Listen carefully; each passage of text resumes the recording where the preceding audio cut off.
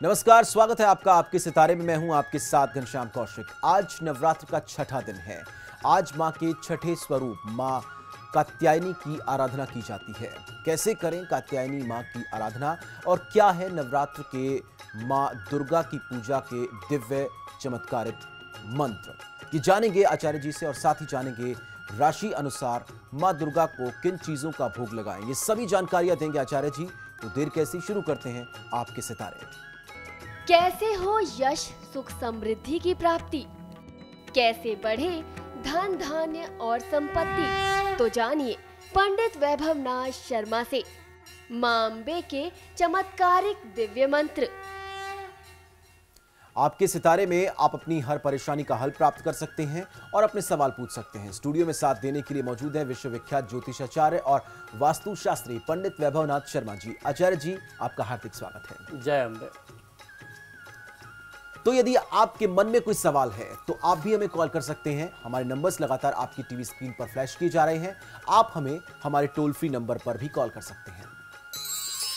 आप हमसे सीधी बात कर सकते हैं। हमारा टोल फ्री नंबर है 180010263003। आप इस नंबर पर मुफ्त में कॉल करें। इसके अलावा आप हमें हमारे लैंडलाइन नंबर्स 012046463332 और 012046463327 पर भी कॉल करके हमसे सीधी बात कर सकते हैं।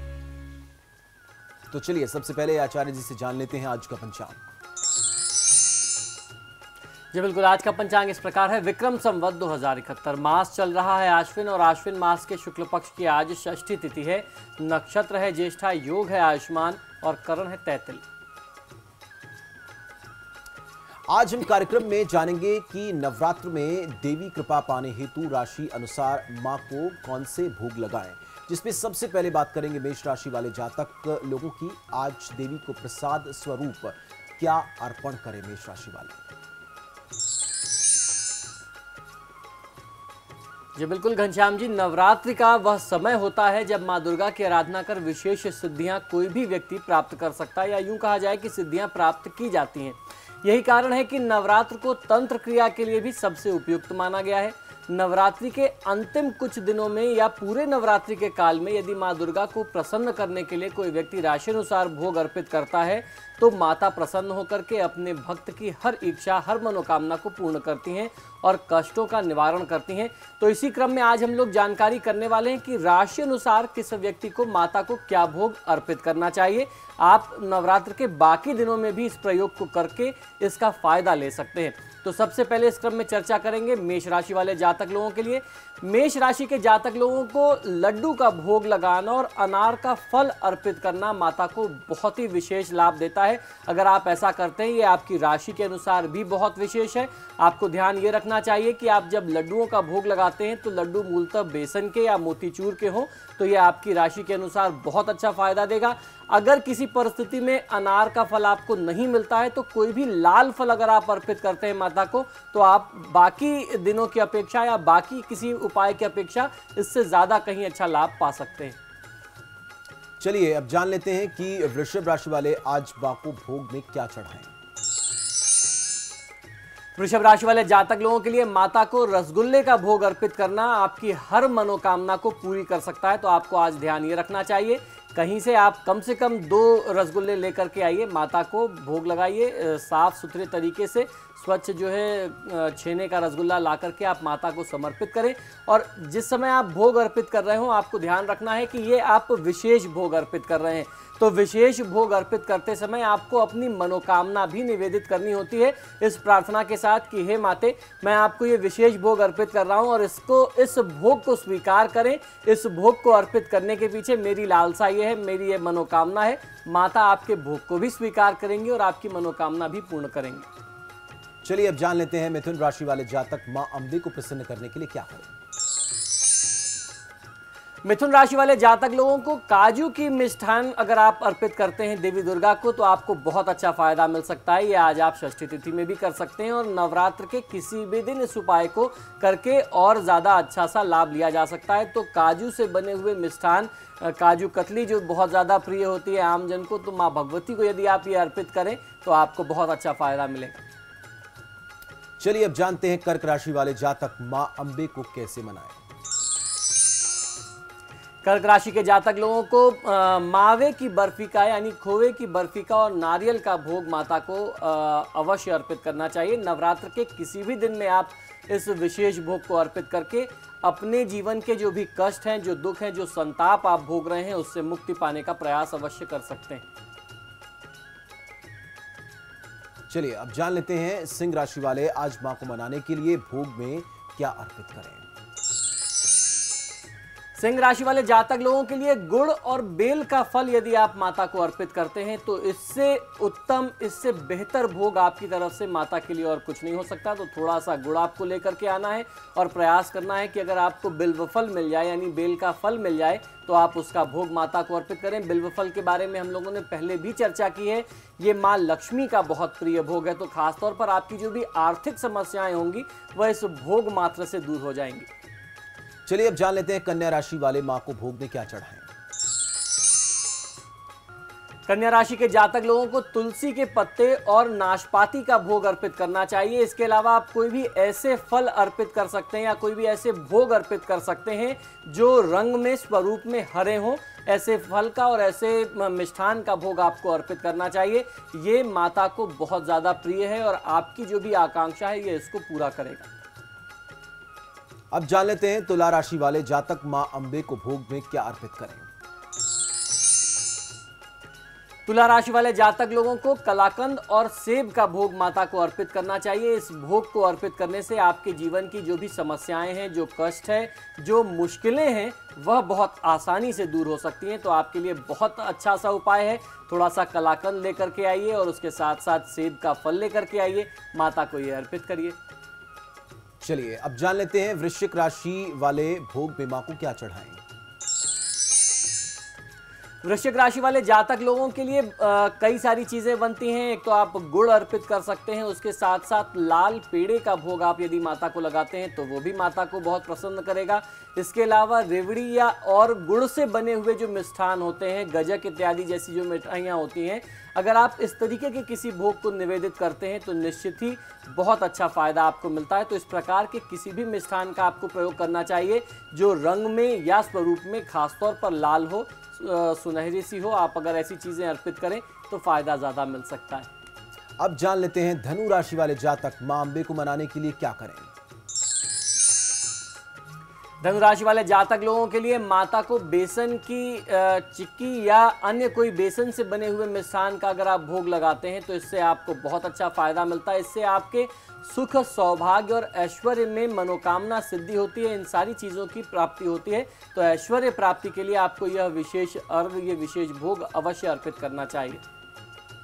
अब जानते हैं मकर राशि वाले मां अंबे को प्रसन्न करने के लिए किन चीजों का भोग लगाएं। मकर राशि वाले जातक लोगों को खासतौर पर गुलाब जामुन का भोग अर्पित करना माता को बहुत प्रसन्न करेगा। और फल में आपके लिए विशेष तौर पर काले अंगूर का निर्देश हमारे धर्मशास्त्रों में मिलता है। क्योंकि इसका स्वरूप आपकी राशि से जुड़ा हुआ है तो आपको गुलाब जामुन और काले अंगूर का भोग माता को अवश्य अर्पित करने का प्रयास अपनी तरफ से आज करना चाहिए। अब जान लेते हैं कुंभ राशि वाले मां दुर्गा को प्रसाद स्वरूप क्या अर्पित करें। कुंभ राशि वाले जातक लोगों को जो भी चीजें चॉकलेटी रंग की हों, खासतौर पर चॉकलेटी बर्फी जो बाजार में मिलती है या चीकू का भोग अगर आप माता को अर्पित करते हैं तो आपको बहुत अच्छा फायदा मिलेगा।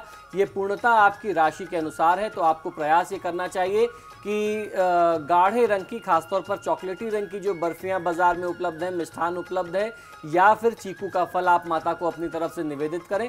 आपका हर प्रकार से कल्याण इस फल से हो जाएगा। अब जान लेते हैं मीन राशि वाले कैसे करें मां दुर्गा को प्रसन्न। मीन राशि के जातक लोगों को जलेबी और केले का भोग माता को अर्पित करना चाहिए। इस विशेष भोग से आपके जो भी बाधित काम हैं, जो भी काम रुक गए हैं, जिन कामों में बार बार बाधाएं आ जाती हैं, वह बाधाएं भी दूर होंगी और आप सफलता के मार्ग पर अग्रसर हो सकते हैं। ये आपके लिए बहुत विशेष है। तो इस तरीके के विशेष भोग को अर्पित करके आप अपनी मनोकामना सिद्ध कर सकते हैं। जीवन में जो भी कष्ट है, जो भी दुख है, जो संताप है, उसे दूर कर सकते हैं। और ऐसी कोई बाध्यता नहीं है कि ये विशेष भोग आपको आज की तिथि में ही अर्पित करना चाहिए। ये विशेष भोग आप नवरात्र के बाकी दिनों में भी अर्पित कर सकते हैं और इसको आप अपनी समझ करके लिख करके रख भी सकते हैं। आगे आने वाले नवरात्र में भी यदि आप इस प्रकार से अपनी राशि अनुसार पूजा करें, विशेष मंत्र जो हम लोगों ने कल चर्चा की थी, अगर आप उसका प्रयोग करते हैं तो उसका भी आपको फायदा मिल सकता है। चलिए अब जानते हैं कि देवी को प्रसन्न करने हेतु विशेष स्नान क्या है। जी बिल्कुल, देवी को प्रसन्न करने के लिए किस प्रकार से आप देवी भगवती को विशेष स्नान करा सकते हैं, इसके भी प्रमाण हमें हमारे धर्मशास्त्रों में मिलते हैं। जिस तरीके से आप महादेव का अभिषेक करते हैं, मां भगवती का भी अभिषेक होता है। तो आइए मैं आपको बताता हूं क्या है उस उपासना की विधि। यदि यह देवी शक्ति की उपासना यदि नवरात्र में पूरे विधि विधान से की जाए तो ऐसा कोई भी जीवन में सुख नहीं है या जो कोई ऐसी लालसा नहीं है जो माता अपने भक्तों को, अपने साधकों को दे नहीं सकती। हमारे धर्मशास्त्रों में विभिन्न प्रकार से देवी की पूजा के बारे में उल्लेख किया गया है। देवी भागवत के स्कंद अध्याय में अध्याय 11 और 12 में कहा गया है कि श्री माता के विधि पूर्वक स्नान से भक्त अपने इच्छित फलों को प्राप्त कर सकता है। इस प्रमाण के अनुसार माता जगदम्बिका को आम अथवा गन्ने के रस से स्नान करवाया जाए तो लक्ष्मी प्राप्ति होती है और सरस्वती ऐसे भक्त के घर को, ऐसे स्थान को छोड़ करके फिर कभी नहीं जाती। वह स्थान जो है लक्ष्मी और सरस्वती का निवास स्थान बन जाता है। वहाँ नित्य ही संपत्ति और विद्या का वास रहता है। द्राक्षा जो एक प्रकार की वनस्पति है, आयुर्वेदिक वनस्पतियों की दुकान पे जहाँ आयुर्वेदिक जड़ी बूटियाँ मिलती हैं वहाँ बहुत आसानी से मिलती है। द्राक्षा के रस से यदि माता जगदम्बिका को स्नान कराया जाए, उनका अभिषेक किया जाए तो भक्तगण पर देवी भगवती की विशेष कृपा बनी रहती है। वेद पाठ के साथ यदि कपूर, अगर, केसर, कस्तूरी व कमल के जल से देवी भगवती को स्नान कराया जाता है, अभिषेक करते हैं, तो सभी प्रकार के जो पूर्व कर्म होते हैं, हमारे जो पूर्व पाप होते हैं, वह पाप कर्म नष्ट हो जाते हैं तथा साधकों को थोड़े प्रयास के मात्र से ही उन्हें सफलता प्राप्त होती है। इसी प्रकार यदि देवी को दूध से भरे कलश से स्नान करवाया जाए तो व्यक्ति सभी प्रकार की सुख समृद्धि का स्वामी बनता है। देवी के लिए रत्नाभूषणों का दान करने पर भक्त निश्चित ही धन संपदा को प्राप्त करता है। वह अनेक प्रकार की विशेष संपत्तियों का स्वामी बन जाता है। यह स्नान आप दुर्गा यंत्र पर देवी दुर्गा का आवाहन करके कर सकते हैं। तो बहुत आसान सी बात है, आपको कलश को नहीं छेड़ना है। जो आपने कलश स्थापित किया है, कलश के समक्ष आप एक दुर्गा कवच या देवी का कवच आप रखें। उस कवच पर मां भगवती का आवाहन करें और जो भी अभिषेक कर्म करना है उस कवच पर, उस यंत्र पर आप प्रतिष्ठा करके अभिषेक करें। निश्चित ही इस विशेष अर्घ का, विशेष स्नान का आप बहुत अच्छा फायदा जीवन में देख सकते हैं, अनुभव कर सकते हैं। चलिए इस बीच हमारे साथ कॉलर्स भी जुड़ रहे हैं। पहली कॉलर है सुमन, लाइन पर है। सुमन जी पूछिए अपना सवाल। मेरा सवाल ये है कि मेरी जिंदगी में बहुत परेशानी आ रही है, ऐसा है। जी बिल्कुल, आप मुझे अपना जन्म विवरण बता दें। मेरा जन्म है 22 सितंबर जी 19 जी 91 जी। बर्थ का, जन्म का समय और स्थान भी बताइए। समय तो पता नहीं, मगर बेसूरी गांव में। जी देखिए, अभी वर्तमान प्रश्न लग्न के अनुसार जैसा आपने कहा कि आपको बहुत सारी असुविधाएं हो रही हैं, बहुत बाधाएं आती हैं आपके काम में, तो बुध की महादशा में सूर्य की अंतर्दशा है। प्रश्न लग्न के माध्यम से आपकी बात का जवाब दे रहा हूं। इस समय में क्योंकि बुध की जो स्वामी हैं वह भगवान गणेश के साथ साथ देवी भगवती भी बताई गई हैं हमारे धर्मशास्त्रों में।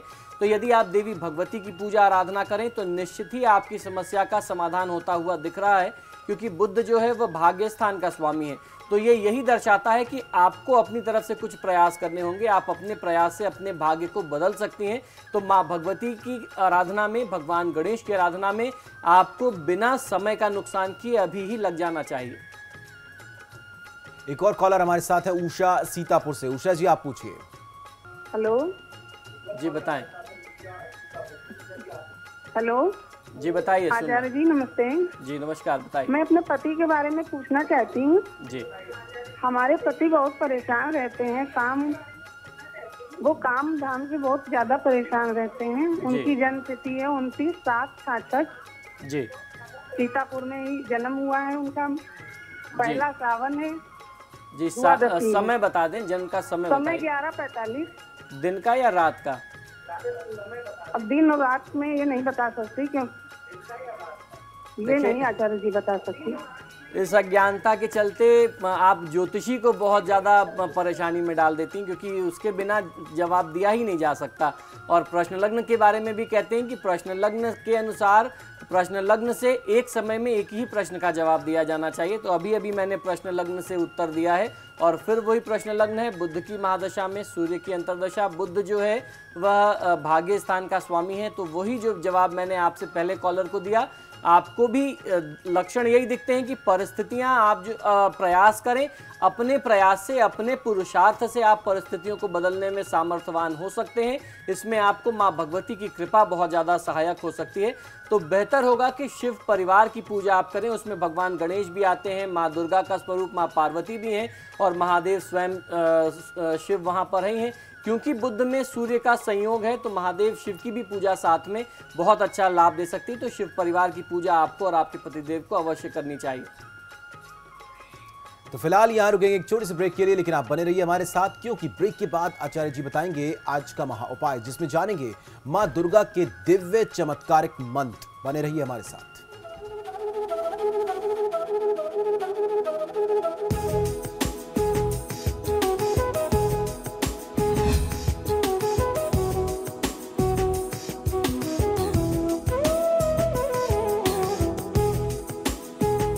ब्रेक के बाद स्वागत है आपका। चलिए अब जानते हैं आचार्य जी से आज का महाउपाय। जी बिल्कुल, आज के महाउपाय में हम लोग चर्चा करने वाले हैं कुछ ऐसे खास मंत्रों की, जिन मंत्रों को हमने दुर्गा सप्तशती से लिया है और इन मंत्रों का सीधा संबंध हमारे जीवन की समस्याओं से है। इन मंत्रों के माध्यम से आप माँ भगवती को प्रसन्न करके अपने जीवन की जो भी समस्याएं हैं उन्हें दूर कर सकते हैं। वर्तमान में मनुष्य ने अपने जीवन को इतनी आवश्यकताओं से घेर लिया है कि वह उनमें उलझा ही गया है, उलझा ही रहता है। ऐसे मनुष्यों के लिए समस्याओं को हल करने के लिए सरलतम मंत्र आज मैं आपको बताने वाला हूं, जो नवरात्र में अगर आप प्रयोग में लेते हैं तो इनसे आपको सफलता मिलती है और जो भी समस्याओं में आप घिरे हुए हैं उनसे संबंधित विशेष मंत्रों का प्रयोग करने से सभी बाधाओं से छुटकारा मिल जाता है। ऐसे पावन 9 दिनों के लिए दिव्य मंत्र देने जा रहा हूं, जिनके विधिवत पारायण करने से स्वयं के नाना प्रकार के कार्य व सामूहिक रूप से दूसरों के कार्य भी पूर्ण होते हैं। इन मंत्रों को 9 दिनों में आपको किसी न किसी तिथि में अवश्य प्रयोग करना चाहिए। यदि आप 9 दिनों में प्रयोग कर सकते हैं तो बेहतर है, अन्यथा किसी भी एक तिथि में आप इन मंत्रों का प्रयोग करके लाभ ले सकते हैं। ये मंत्र अपने आप में स्वयं सिद्ध हैं और शक्तिशाली हैं। इनसे यश, सुख, समृद्धि, पराक्रम, वैभव, बुद्धि, ज्ञान, स्वास्थ्य, आयु, विद्या, धन, संपत्ति, ऐश्वर्य सभी प्रकार की प्राप्ति होती है और विपत्तियों का, समस्याओं का, घोर बाधाओं का नाश होता है। तो सबसे पहला मंत्र विपत्ति नाश के लिए आइए जानते हैं कौन सा है यह मंत्र। शरणागत दीनार्थ परित्राणाय परायणे सर्वस्याति हरे देवी नारायणी नमोस्तुते। इस मंत्र का जाप आपको करना चाहिए। ये बहुत चमत्कारी मंत्र है। मंत्र पुनः सुन लीजिए। शरणागत दीनार्थ परित्राणाय परायणे सर्वस्याति हरे देवी नारायणी नमोस्तुते। इस मंत्र का जाप आपको निश्चित तौर पर करना चाहिए किसी भी प्रकार की विपत्ति नाश के लिए। अब बारी है भयनाश का मंत्र जानने के लिए। भयनाश का ये जो मंत्र है ये बहुत चमत्कारी है। सर्वस्व रूपे सर्वेशे सर्वशक्ति समन्विते भये भस्त्राहिनो देवी दुर्गे देवी नमोस्तुते। सर्वस्व रूपे सर्वेशे सर्वशक्ति समन्विते भये भस्त्राहिनो देवी दुर्गे देवी नमोस्तुते। इस मंत्र का जाप करने से जो अनजाना सा भय लगा रहता है, अंदर से अचानक सा डर बना रहता है कि कुछ अनहोनी ना हो जाए हमारे साथ या परिवार के किसी व्यक्ति के साथ, उसके लिए ये मंत्र बहुत चमत्कारी है। अब जानते हैं पाप नाश के लिए तथा देवी की भक्ति को प्राप्त करने के लिए कौन से मंत्र का जाप करना चाहिए। नतेभ्य सर्वता भक्त्या चंडिका दूरिता पहे रूपम देहि जयम देहि यशो देहि द्विषो जहि। ये मंत्र बहुत चमत्कारी है, फिर से सुन लीजिए। नतेभ्य सर्वता भक्त्या चंडिके दूरिता पहे रूपम देहि जयम देहि यशो देहि द्विषो जहि। अब चर्चा करेंगे मोक्ष प्राप्ति के लिए मंत्र की। ये जो मंत्र मैं बताने जा रहा हूँ ये मोक्ष की कामना को सिद्ध करता है। इस मंत्र को आप समझ लीजिए। त्वं वैष्णवी शक्ति अनंत वीर्या विश्वस्व बीजम परमासी माया सम्मोहितम देवी समस्त में तत्वम वै प्रसन्ना भुवि मुक्ति हेतु। इस मंत्र का जाप आपको करना चाहिए। अब जानते हैं हर प्रकार का कल्याण प्राप्त करने का कौन सा मंत्र है। यह मंत्र बहुत चमत्कारी है, आपने सुना भी होगा, फिर से एक बार सुनिए। सर्वमंगल मांगल्ये शिवे सर्वार्थ साधिके शरणे त्र्यंबिके गौरी नारायणी नमोस्तुते। ये देवी भगवती का बहुत चर्चित मंत्र है, बहुत ज़्यादा प्रयोग में लिया जाता है और इसके लाभ भी उतने ही ज़्यादा हैं। आप अगर पूरे नवरात्र में किसी भी तिथि में इन मंत्रों का प्रयोग करें तो लाभ ले सकते हैं।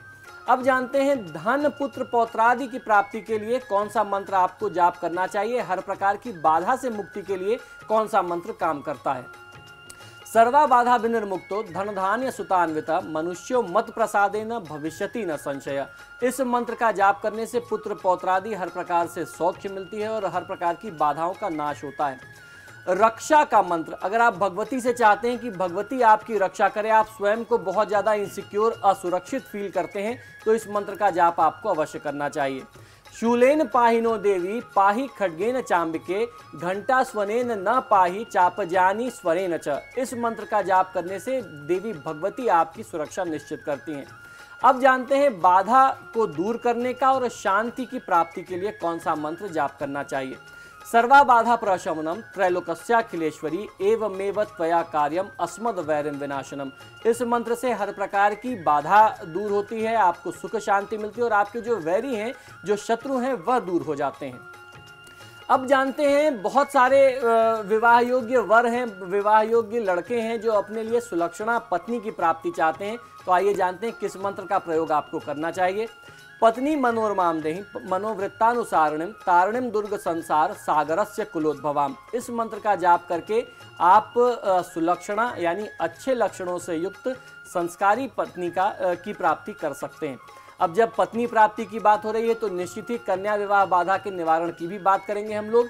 इस मंत्र को जो मैं आपको बताने जा रहा हूं, इससे कन्या की विवाह में आने वाली बाधा दूर होती है और सुयोग्य वर की प्राप्ति होती है।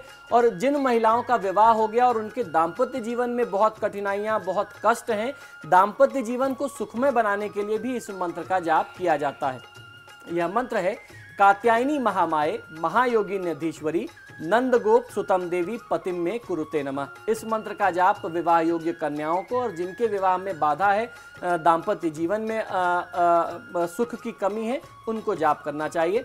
आज हम लोग चर्चा कर रहे हैं नवरात्र की षष्ठी तिथि में माँ कात्यायनी देवी दुर्गा की जो है वह शक्ति स्वरूप छठी स्वरूप है।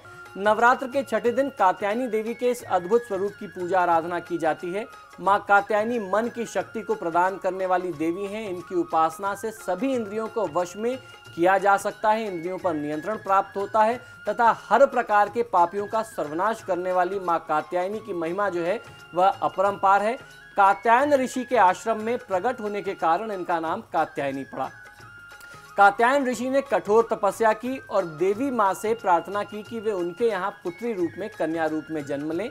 कात्यायन ऋषि के कठोर तप से प्रसन्न होकर के देवी भगवती ने उनकी प्रार्थना को स्वीकार किया और अपने भक्त की मनोकामना को पूरा करने के लिए उनके यहाँ पुत्री स्वरूप में जन्म लिया।